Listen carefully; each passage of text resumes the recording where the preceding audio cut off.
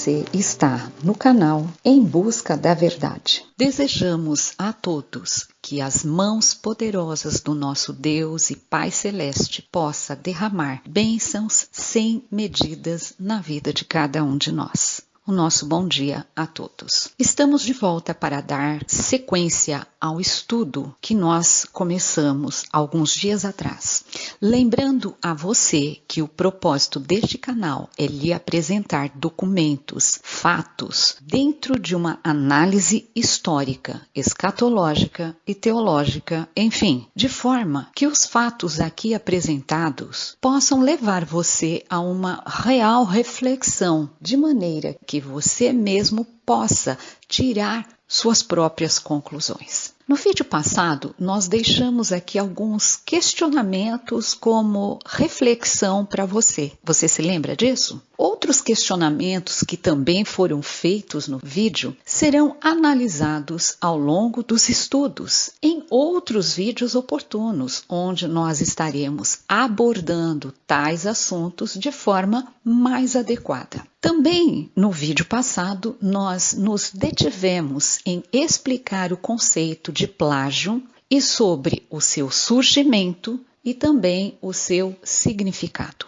Mas como é correto fazer uma citação para que não se caracterize como plágio? Bom, vamos observar este exemplo aqui, onde nós temos o que chamamos de uma citação direta.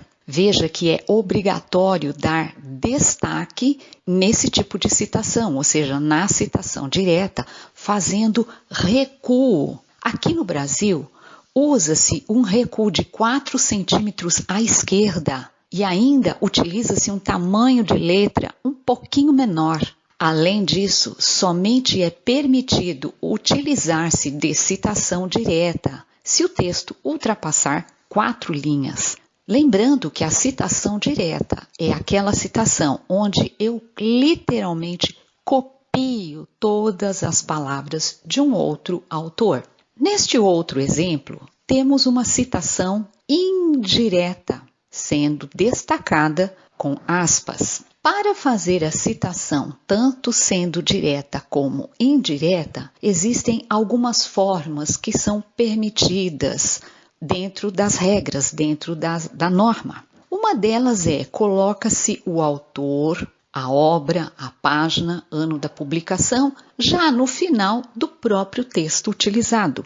Aqui no Brasil, em geral, usa-se entre parênteses a colocação da informação. Uma outra forma que pode ser feito é atribuir, então, um número de referência e informar através da nota de rodapé, com aquela numeração, da onde foi tirada a informação, ou seja, da onde está sendo citado. Ou ainda pode-se atribuir o número de referência e fazer a citação, então, no final do capítulo. Isso é muito comum em livros. Ou então, no final de todo o documento. Lá, as referências bibliográficas, então você coloca uma lista com todas as citações. Isso pode ser em artigo, monografias, TCC e até mesmo em livros. Tudo depende da legislação vigente, que tem variações, naturalmente, de um país para o outro, mas que, como já comentamos,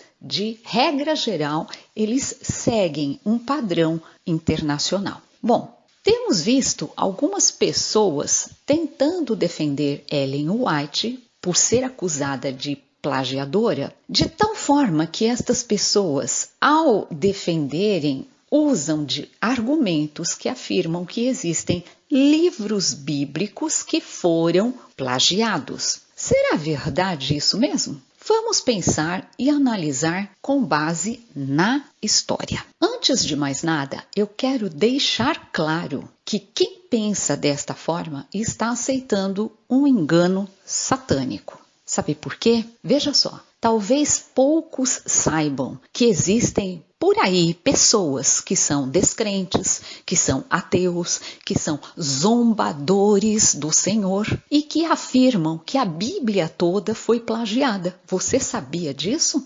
Vou dar só um exemplo, porque não é este o meu propósito neste vídeo, ficar abordando sobre esse assunto. Mas você pode pesquisar mais, porque existem informações na internet. O que eu vou fazer aqui é somente mostrar para que se possa ter uma ideia dos fatos e do que eu estou falando. Veja só, a Bíblia começou a ser escrita a partir de Moisés, por volta do ano 1400 a.C. E existem escritos arqueológicos que foram achados muito tempo antes. Quando eu falo, esses documentos são escritos que foram feitos em tabletes, com letras cuneiformes. Já existia isso nos dias de Moisés. Quando Moisés começou a escrever as escrituras, tais documentos já existiam. Isso tem levado a estas pessoas descrentes a dizerem que, na verdade, a Bíblia é um plágio, então, de escritos pagãos. Olha que loucura! Um exemplo disto é o caso da história da Arca de Noé, que é descrita na Bíblia e que quem escreveu essa história foi o próprio Moisés. Veja só, nos achados arqueológicos encontrou-se um documento que eu nem sei pronunciar, vou tentar pronunciar, mas está escrito aí, Utnapishtim, que é um dos contos da epopeia de Gilgamesh. Sabe-se que Gilgamesh foi um rei sumeriano nos dias de Nimrod. Nimrod, nós sabemos, é bisneto de Noé.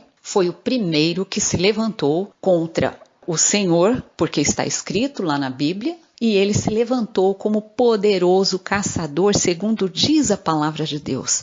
Mas esse poderoso caçador não é porque ele era um caçador de animais, não. Isso é no sentido de afrontar a Deus. Ele se levantou como um poderoso para afrontar a Deus.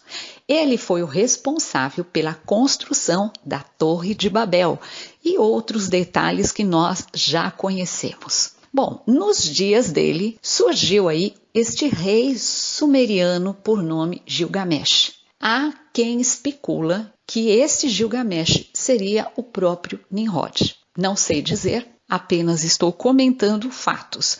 Mas que existe essa possibilidade? Sim, ela existe sim, porque quando nós pesquisamos a história de Gilgamesh e comparamos com Nimrod, a gente percebe algumas semelhanças. Mas, continuando, nesta epopeia, então, de Gilgamesh, conta-se a história de que um homem, em nome de Deus, foi chamado para construir um grande barco de madeira com 6 decks, onde ele deveria colocar ali diversos animais por causa de uma chuva que iria vir. E depois da chuva, o barco iria parar no topo de uma montanha e pássaros então poderiam encontrar terra seca. Bem, nós conhecemos muito bem essa história, porém esta história não estava documentada, ou seja, ela não tinha sido escrita. Esta história, ela foi contada por muito tempo de pai para filho, porque era assim que acontecia naquela época.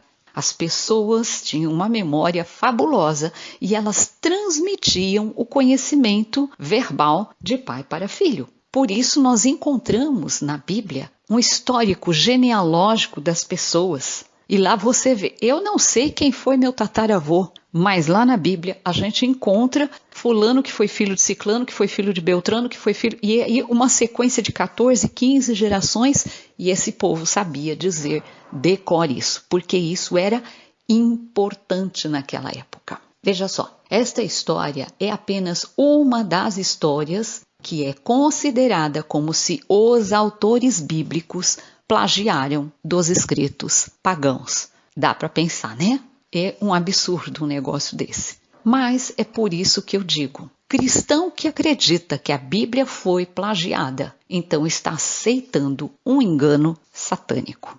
Bom, dentro da arqueologia bíblica, tem se descoberto que a Bíblia ela é uma coleção composta de 66 livros escritas por 40 autores diferentes em 3 continentes distintos. Podemos dizer que é impressionante observar que a Bíblia apresenta uma diversidade de autores, gêneros de escrita, que vai da história à poesia, da profecia a relatos pessoais. Sabe-se que a Bíblia possui 39 dos seus escritos, ou seja, dos seus livros, em hebraico e aramaico imperiais, revelando que existe um único Deus.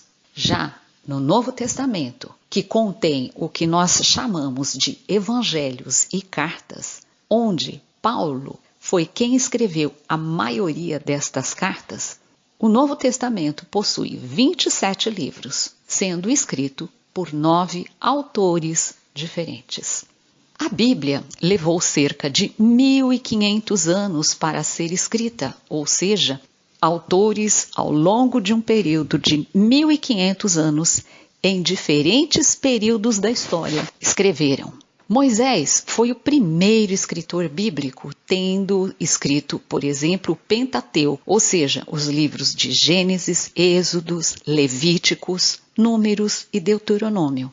Uma observação que deve ser dada aqui é que o encerramento do livro de Deuteronômios, que descreve sobre a morte de Moisés, possivelmente foi concluída por Josué. Além disso, é atribuído a Moisés também o livro de Jó. Estes livros foram escritos por volta do ano 1400 a.C., ou seja, aproximadamente há 3.400 anos atrás em relação a nós, nos dias de hoje. Sabe-se que o livro de Apocalipse, o último dos livros a ser escrito, foi escrito por volta do ano 95 depois de Cristo. Um outro fato importante ainda é que houve um período de 400 anos separando a conclusão do último livro do Antigo Testamento, que é o livro de Malaquias, e o início do Novo Testamento, cujo primeiro livro escrito foi o de Tiago, por volta do ano 44, ou melhor, entre o ano 44 e 49 depois de Cristo. Esses 400 anos é conhecido como um tempo de silêncio bíblico, pois nada foi escrito nesse período. Logo, o Novo Testamento todinho foi escrito em um período de apenas 50 anos, pois teria iniciado por volta do ano 44, 45 e até o ano 95, quando foi concluído. Mas vamos em frente. Você com certeza já deve ter observado que os livros de 1ª e 2ª Crônicas possuem informações muito semelhantes com as dos livros de 1º e 2º Reis e também parte do livro de Samuel. Devido a isso, já ouvi pessoas dizerem que estes livros foram plagiados. Vamos analisar melhor as informações históricas a respeito destes livros, lembrando que nos tempos em que eles foram escritos, não existia nenhuma lei de plágio. Logo, não existia qualquer crime em relação a esse aspecto. De acordo com os historiadores judaicos, o livro de Crônicas é o último livro da Bíblia hebraica em relação à sua ordenação no Talmud. Lembrando que o Talmud é composto apenas pelo Antigo Testamento. Isto não significa que foi o último livro do Antigo Testamento a ser escrito. A colocação dentro do livro da Bíblia não está numa ordem cronológica. É isso que acontece. Mesmo com a nossa Bíblia, não está numa ordem cronológica. A divisão, por exemplo, de 1ª e 2ª Crônicas, ela apareceu pela primeira vez na Septuaginta, que é uma tradução grega da Bíblia hebraica, e foi feita entre o 2º e o 3º séculos antes de Cristo. E o autor deste feito, ninguém sabe quem é desconhecido. Acredita-se ainda que o livro de Crônicas tenha sido escrito no século V a.C., ou seja, entre os anos 500 e 401 a.C.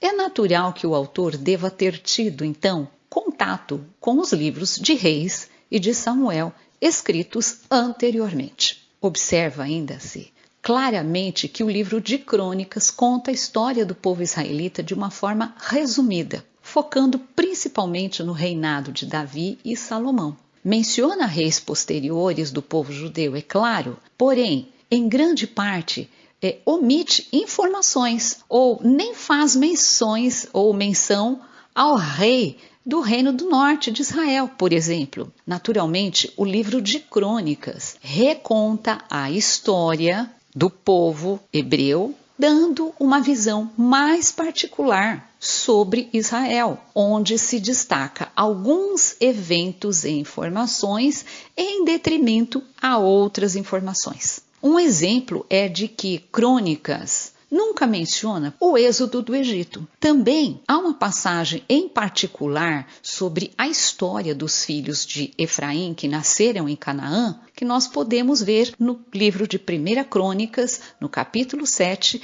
entre os versos 20 e 22. Desta forma, sugere que o cronista não pensa que todos os filhos de Israel estavam no Egito. Mas isso é só um pequeno detalhe. Um outro ponto ainda é que o livro de Crônicas também não enfoca, por exemplo, o exílio babilônico. Em relação ao escritor do livro de Crônicas, tem sido atribuída sua escrita a Esdras. Isso faz bastante sentido pensar nesta possibilidade de que Esdras realmente tenha escrito este livro. Primeiro, porque devido ao cativeiro de 70 anos em Babilônia, o povo israelita ou o povo judeu desaprendeu a sua própria língua materna, bem como desaprendeu também todas as leis mosaicas e os rituais que apontavam para o Messias em sua obra. Então, quando se lê o livro de Esdras, fica muito claro que foi necessário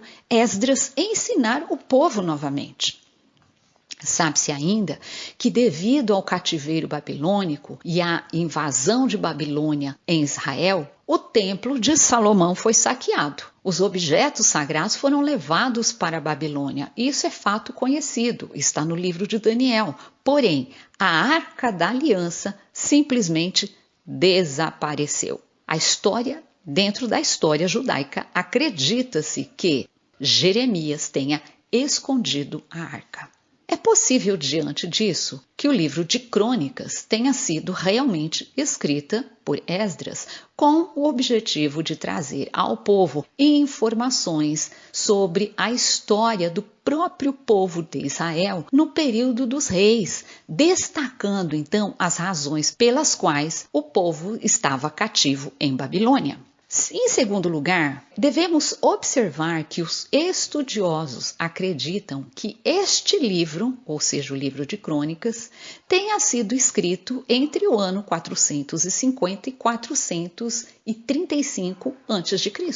Além disso, também é possível observar que existe uma passagem de continuidade entre o final do livro de Crônicas e o início do livro de Esdras, como se fosse um único documento. Também podemos destacar que há pontos muito semelhantes na forma de escrita entre estes dois livros. Por isso, tudo leva a crer que Esdras realmente é o autor do livro de Crônicas. Em relação ao livro de Reis, segundo a tradição judaica, foi escrita pelo profeta Jeremias. Muito embora essa informação seja amplamente aceita até mesmo por autoridades religiosas cristãs e judaicas, no entanto, muitos estudiosos bíblicos modernos rejeitam esta possibilidade de ser Jeremias o autor. Nós não vamos entrar nesta visão dos estudiosos bíblicos, pois não é esse o nosso foco neste estudo. No entanto, um aspecto deve ser observado, é que quem escreveu o livro de Reis parece ter vivido em Babilônia.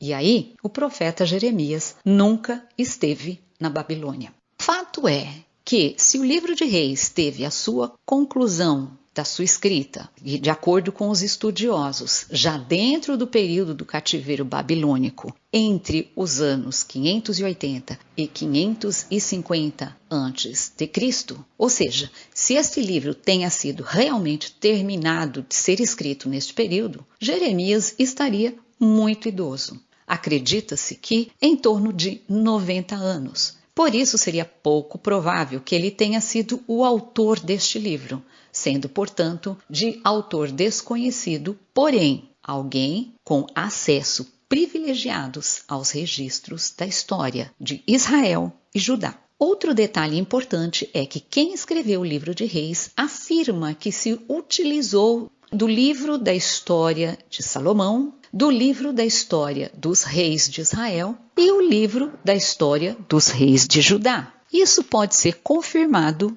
em 1 Reis, no capítulo 11, verso 41, também 1 Reis, capítulo 14, entre os versos 19 e 29.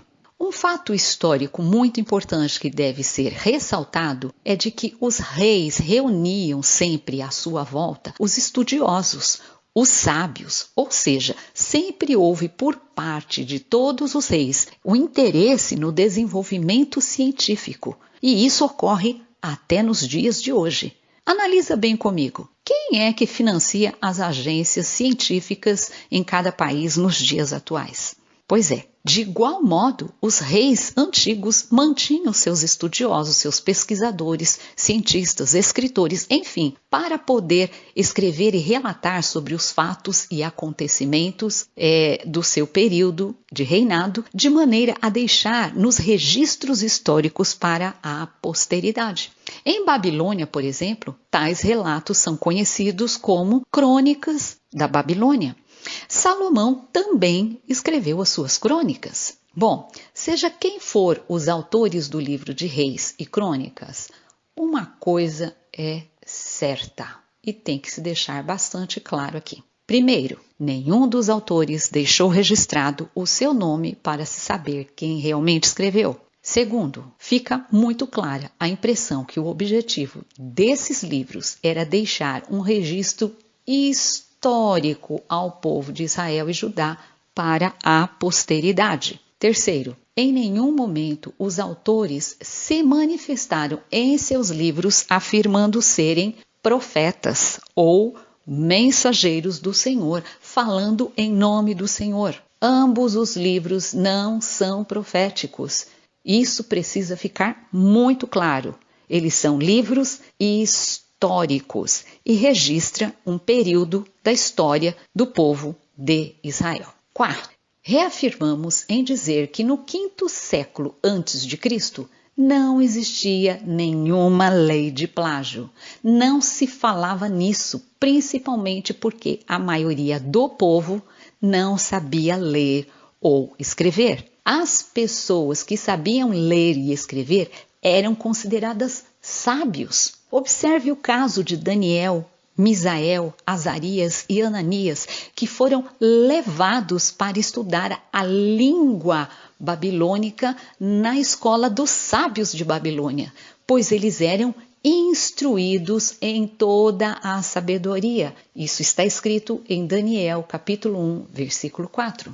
Um outro comentário que eu também ouvi é de que Moisés teria plagiado as regras de convivência para a nação de Israel, quando esses foram tirados do Egito, do Código Hammurabi. Será que isso é verdade? Vamos esclarecer alguns fatos aqui sobre este assunto dentro de um contexto histórico também. O que é o Código Hammurabi? O Código Hammurabi, na verdade, trata-se de um conjunto de leis de convivência que foram criados na região da Mesopotâmia por volta do ano 1780 a.C.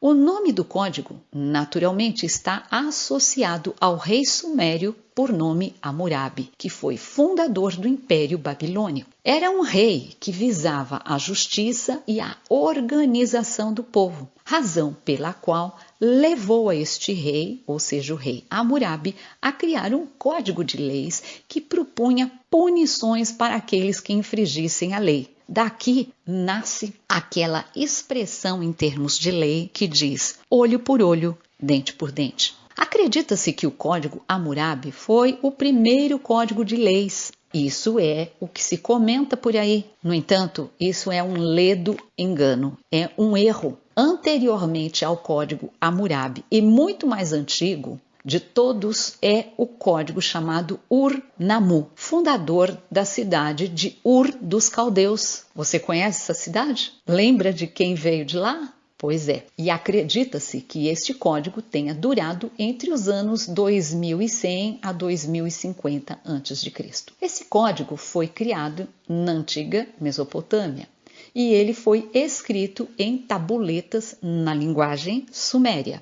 Voltando agora na situação do Egito. Com o tamanho da população do Egito, por ocasião da saída do povo de Israel do Egito, é muita ingenuidade das pessoas pensar que não existiam leis e regras de convivência no Egito. Veja só, a arqueologia tem encontrado que leis básicas já vigoravam no Egito desde o período pré-dinástico, que é no surgimento do Egito. Apesar de que nenhum código de leis escritos tenha sido descoberto pela arqueologia lá no Egito até agora, mas há evidências muito claras sobre tais regras, já que, por exemplo, os sacerdotes frequentemente eram também juízes e que buscavam através das conferências com os seus deuses para poder chegar a um veredito da situação em que estavam julgando. Ou seja, o sistema de justiça na época no Egito estava ligado ao próprio sistema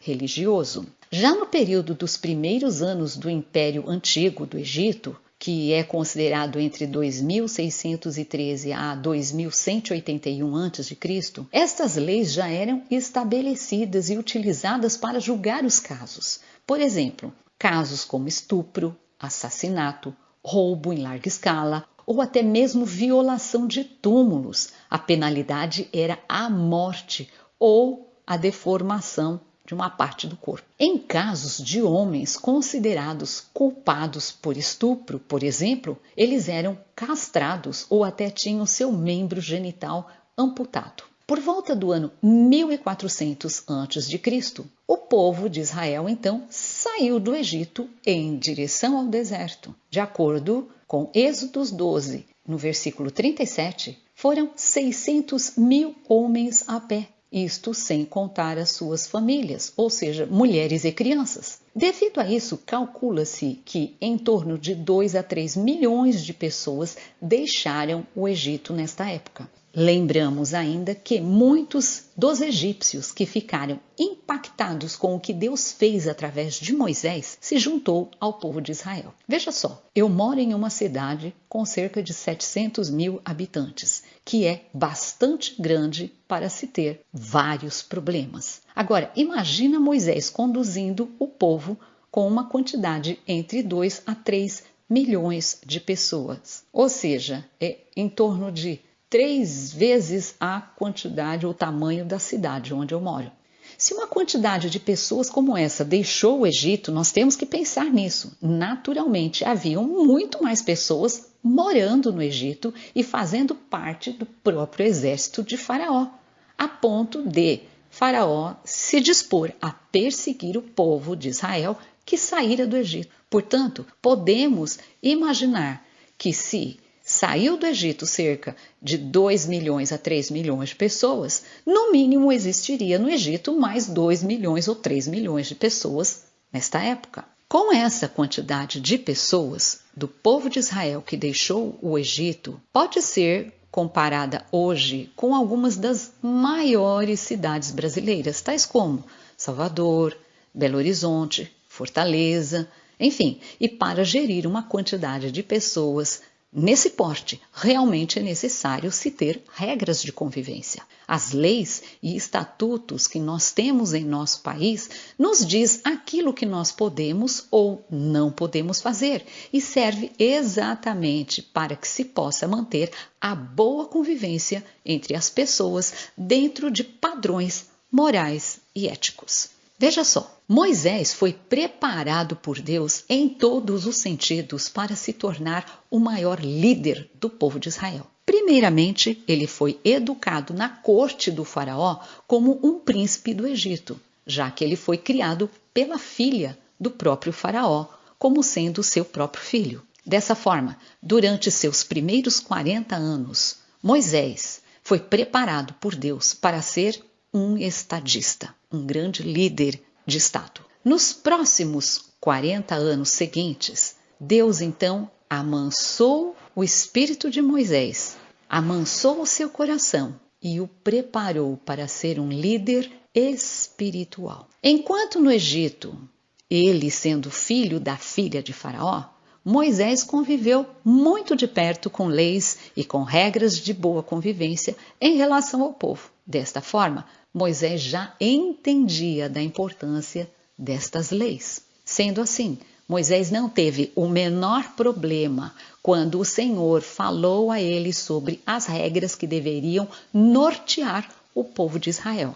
O livro de Levítico, onde temos a maioria das leis escritas por Moisés, também está muito claro de onde vieram estas leis, ou seja, do Senhor. Podemos observar como exemplo no livro de Levíticos, no capítulo 6, entre os versos 1 e 5. Olha o que diz aqui. O interessante é que eu já ouvi pessoas alegarem que Moisés teria plagiado as leis de Hammurabi quando impôs leis ao povo de Israel.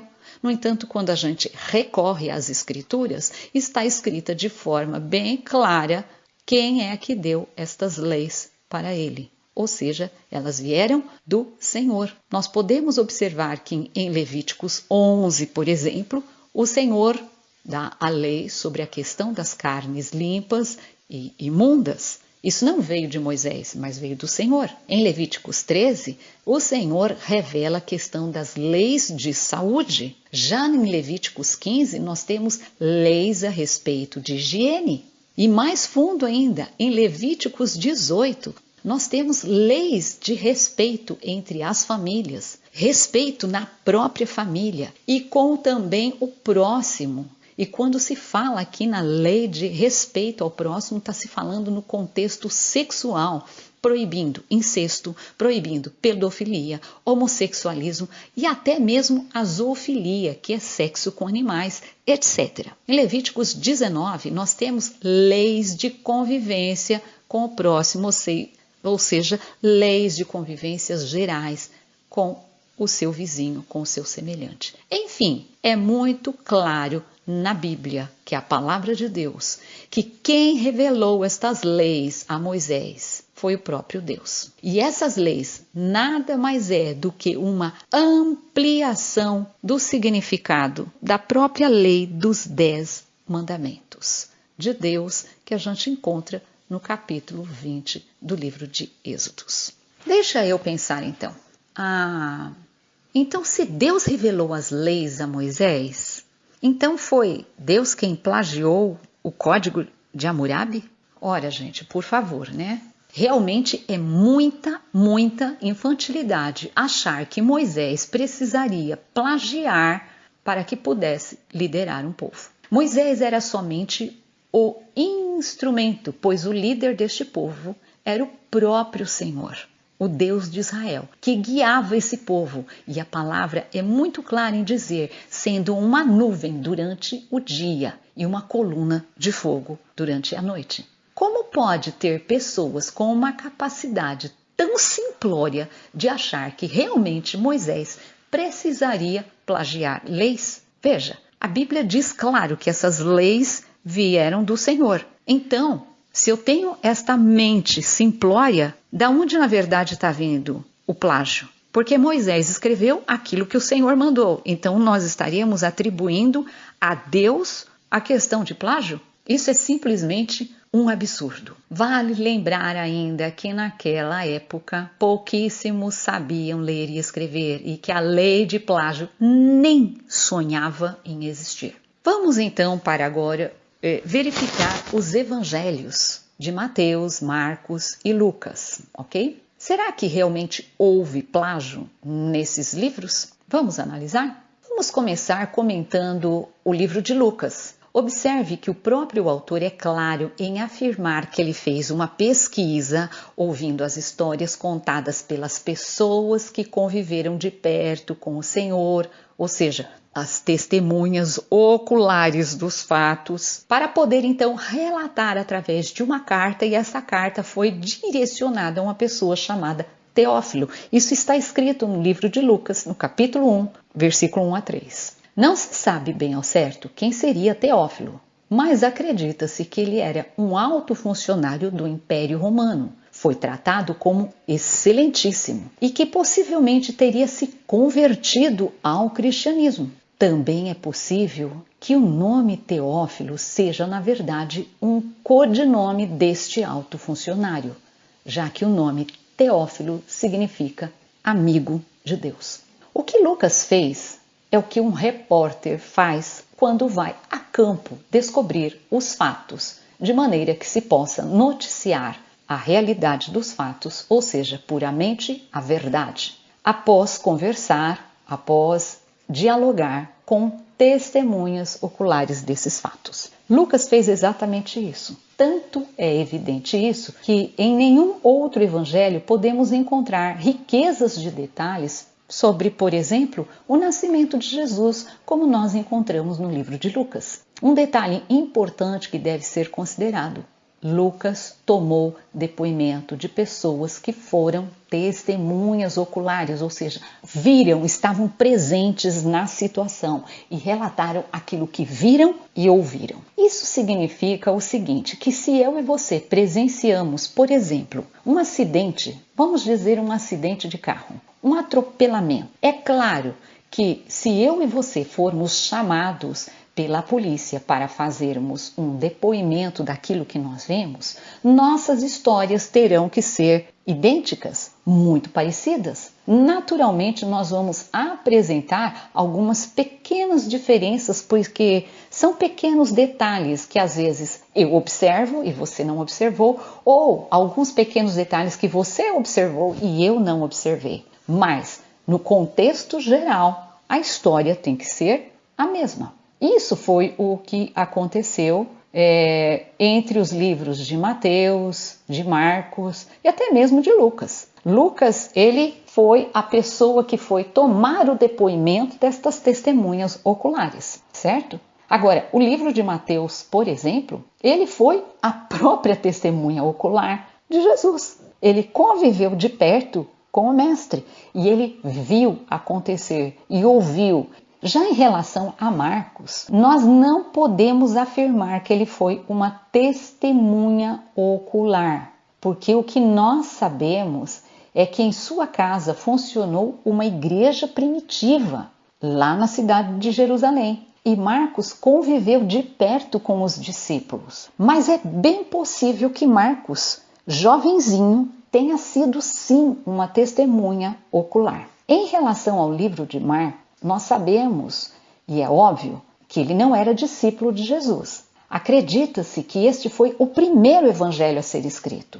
E aí, segundo a tradição, o livro de Marcos foi escrito por João Marcos, que foi companheiro de Paulo, Barnabé e também de Pedro em suas missões. Inicialmente, João Marcos teria acompanhado Paulo e Barnabé, e mais tarde trabalhou com o apóstolo Pedro. Sabe-se que Marcos era primo ou sobrinho de Barnabé. Isso está escrito em Colossenses, no capítulo 4, no versículo 10. Acredita-se que foi a partir dos relatos de Pedro, que foi uma testemunha ocular, que João Marcos escreveu o seu evangelho, apresentando detalhes da vida de Jesus aos cristãos que não eram judeus. Acredita-se ainda que este evangelho tenha sido escrito por volta dos anos 55 a 64 depois de Cristo. Há ainda quem diga que o próprio Marcos foi uma testemunha ocular, sim, já que ele seria um levita na cidade de Jerusalém.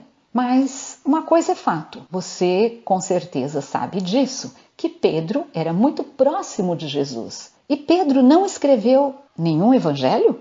Talvez seja porque o evangelho de Marcos foi relatado pelo próprio Pedro. Assim, se Mateus foi uma testemunha ocular, como Pedro também foi, e é mais do que natural que o livro de Mateus, bem como o de Marcos, que já comentamos que escreveu o evangelho possivelmente através do relato de Pedro, ou porque tenha sido testemunho ocular, não importa. Mas ambos os livros apresentam relatos semelhantes, com pequenas diferenças que são as observações pessoais de detalhes que cada um teve. Provavelmente esse livro tenha sido escrito entre os anos 60 e 70. Estamos falando do livro de Mateus. E existem suposições, mas nada confirmado, de que Mateus teria tido acesso ao Evangelho de Marcos antes de escrever o seu próprio Evangelho.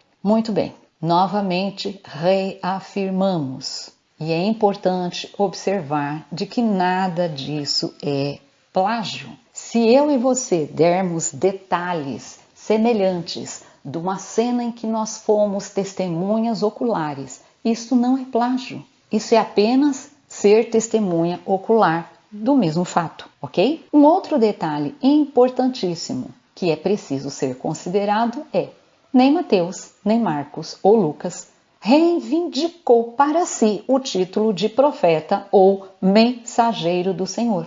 Nenhum deles afirmou que estava escrevendo aquilo porque o Senhor revelou a eles em visão, já que nenhum desses evangelhos trata-se de livros proféticos, mas são livros com contextos históricos da vida de Jesus enquanto aqui nesta terra. Ficou claro isso? Veja só, eles são livros históricos, eles não são livros proféticos. Nem Marcos, nem Lucas, nem Pedro nunca requereu para si a condição de ser profeta ou mensageiro do Senhor. Um outro ponto importante que devemos observar é de que nos tempos bíblicos, os autores, quando eles iam mencionar um outro autor, por vezes eles se utilizavam do termo está escrito, sem contudo mencionar o autor de quem eles estão falando. Quando a informação é conhecida e comum, muitas vezes a gente oculta o autor, porque isso já caiu no que nós chamamos de domínio público. Um exemplo disso é, quando eu digo Dom Pedro I proclamou a independência do Brasil no dia 7 de setembro de 1822. É óbvio que esta informação aparece nos livros de histórias do Brasil. Porém, eu não preciso fazer qualquer menção ou citação disso, pois esta informação é uma informação de domínio público. Isso também ocorria no meio do povo de Israel. Vamos ver alguns exemplos aqui. Olha esse exemplo no livro de Lucas, capítulo 22, versículo 37, que está escrito assim, ó: porquanto vos digo que importa que em mim se cumpra aquilo que está escrito. E com malfeitores foi contado, porque está escrito, de mim terá cumprimento. Da onde foi tirado isso? Aonde estava escrita essa informação? Isaías capítulo 53, verso 12, que era de conhecimento público. Um outro exemplo, Marcos capítulo 11, verso 17, diz o seguinte: e os ensinava dizendo, não está escrito, a minha casa será chamada por todas as nações casa de oração? Mas vós a tende feitos covil de ladrões. Aonde estava escrito esta informação de que a casa de Deus ou a minha casa será chamada casa de oração? Ora, nós temos essa informação no livro de Isaías 56:7 e também parte da informação colocada aqui, falando do covil de ladrões, em Jeremias 7, versículo 11. Em Mateus capítulo 2, verso 5, diz assim: e eles lhe disseram, em Belém de Judeia, porque assim está escrito pelo profeta. Olha, do que eles estão falando aqui? Da profecia que está lá em Miqueias, no capítulo 5, versículo 2. Veja que em todos estes textos foi mencionado está escrito e não foi mencionado os profetas ou os autores, porque tais informações eram de conhecimento público. Em vários outros pontos encontramos também versos cujos autores ou o autor faz citação de quem teria escrito. Ao informar que está escrito, os evangelistas estavam primeiramente lembrando de que a profecia já existia e, em segundo, dando o devido crédito aos profetas. Outros textos, entretanto, os autores acharam por bem fazer a citação, como é o caso desses exemplos aqui agora. Veja só, Daniel, no capítulo 9, versículo 2, diz o seguinte: no primeiro ano de seu reinado, eu, Daniel, entendi pelos livros o número de anos de que falava o Senhor ao profeta Jeremias, que haviam de se cumprir as desolações de Jerusalém. Era de 70 anos. Então veja que ele faz a menção do profeta Jeremias. Ele falou que ele entendeu o que Jeremias tinha escrito lá atrás. Também no livro de Mateus, no capítulo 24, verso 15, Jesus fala: quando, pois, virdes a abominação da desolação, de que falou o profeta Daniel, que está no lugar santo, quem lê, entenda. Veja só, aqui também foi feita a menção de algo que já estava escrito no passado, porém o Senhor fez questão de mencionar que foi Daniel. Paulo, ainda em 1 Coríntios, no capítulo 9, verso 9, diz assim: porque na lei de Moisés está escrito. Veja que ele mencionou o que está escrito e também menciona qual lei que é e da onde que vem, quem é o autor. Moisés: não atarás a boca ao boi que trilha o grão. Porventura tem Deus cuidado dos bois? Então, tá aí esses 3 exemplos. Desta forma, podemos tirar nossas conclusões. Será que os livros bíblicos foram realmente plagiados? Fica aí uma pergunta para você concluir e responder. Em breve estaremos postando mais um vídeo dando sequência a este estudo. Portanto, fique atento. Desejamos a você que as bênçãos dos céus o alcance e de que Deus abra as nossas mentes para que nós possamos ter o verdadeiro entendimento e sabedoria. Que através do Criador possamos alcançar um coração sábio. Fique com Deus e até o próximo vídeo.